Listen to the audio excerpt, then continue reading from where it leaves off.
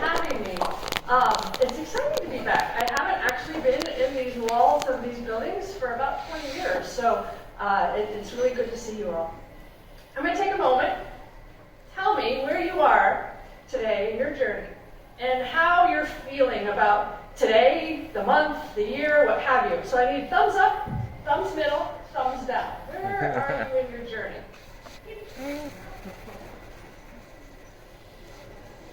Yeah, a good mix, right? So today I'm going to talk a little bit about human-centeredness and how hopefully we can be more centered to help us through that journey, right?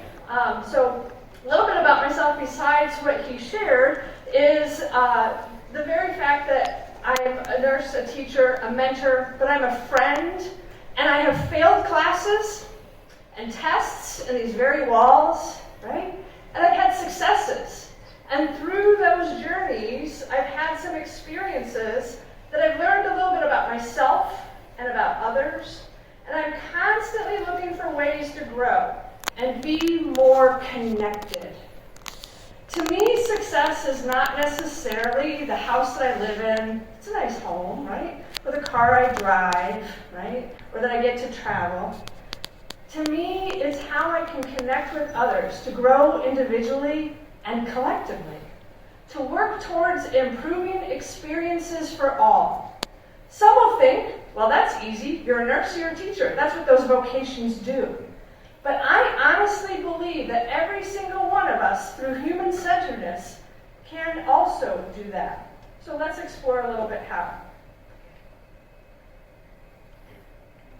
In the next few minutes, we're going to engage in that human-centeredness. And what first we need to do is understand what that is, right? So there's actually a thing called human-centered design, and it's a creative approach to problem solve. And it puts humans in the center, right? Because we are the center of the problem, right? So we have to understand where each of us are coming from, and not just our own collective community, but even further out, so that we can embrace and understand each other and engage in improving things. And some of the very core values that are going on here at AOA do just that. So who can help me? What are your core values? Not allowed to be shy. What are they? Teachers, in fact, or administrators, you can't tell me. Yes, community, diversity. Global awareness. Excellent. They get A's, whoever has them, right? Good job, okay? And in those values, we embrace the skill sets needed for human-centeredness, right? But first, we have to connect, and that's key to human-centeredness. And how might we do that? And it is coming through heart, breath, and mind. How many of you would have said we connect through cell phones? None of you. Wow, that's excellent, because I'm not going to kid you. My students would have said, yep, that's how we connect. Okay? So that's good, that you understand that that's a tool to connect. That's not necessarily how we connect, right? So let's start with our heart. We must start with a heart for self. But then we also need to branch out and have a heart for others and embrace our community. Create relationships and partnerships. Understand the needs of others and what drives those needs. To walk in solidarity with others. To be committed to the wider community, right? Your global awareness. One of my favorite places in these very buildings is the dining hall. And I'm not going to lie. When I went to school here, it wasn't for the food, right? We put ketchup on everything. So I'm hoping the food's a lot better for you all, right? Okay? Why is it one of my favorite places? Is because can I be creative and be brave, not only to sample each of our cuisines, but can we invite those at our table that don't necessarily look at it like us, think like us, engage like us, right? Can we support one another in a way that helps each of us grow in our conversations? Can we love, and I don't mean in the mushy sense, but can we love and respect each other through our actions, even if we do not think the same? Our hearts are connected, and opening them to each other is key to human-centeredness.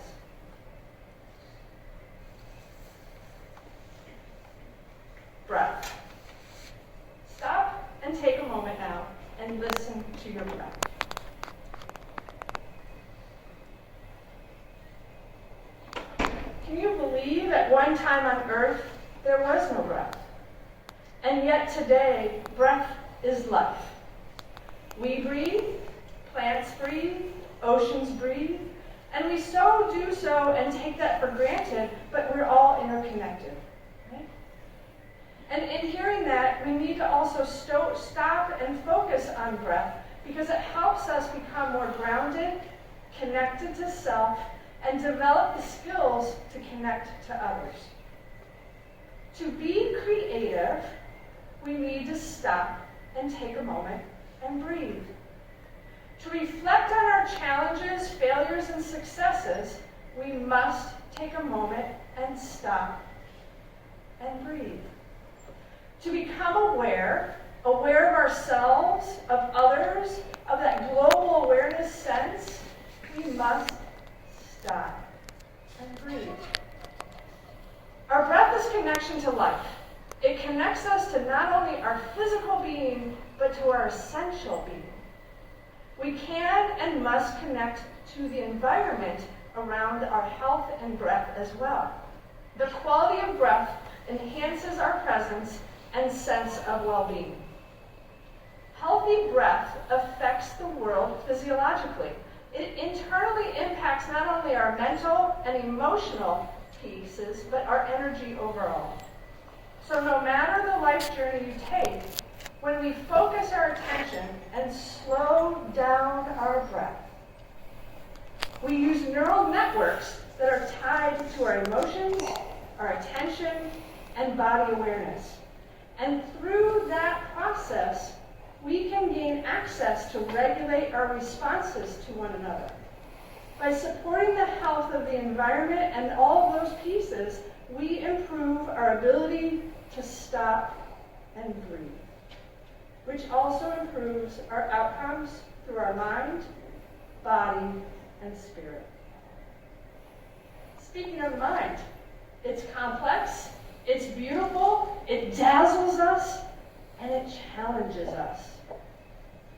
Mindfulness, according to Ban, is attained by paying non-judgmental attention to one's thoughts, feelings, and surroundings, and then adjusting one's thinking, right, to be creative and create that in a positive manner. Mindfulness can be both a process and an outcome. Centeredness is the ability to acquire those skills and apply them to a state of greater mindfulness. And through that centeredness, you can improve your ability to empathize with others, listen deeply, and respond or change our perspective as a result.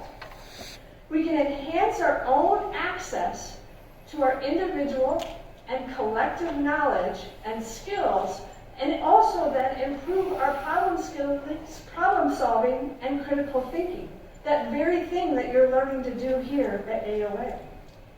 So take a moment and think about a time today, already, this morning, that you could have been more centered and mindful in your learning or interaction with another. Just take a moment.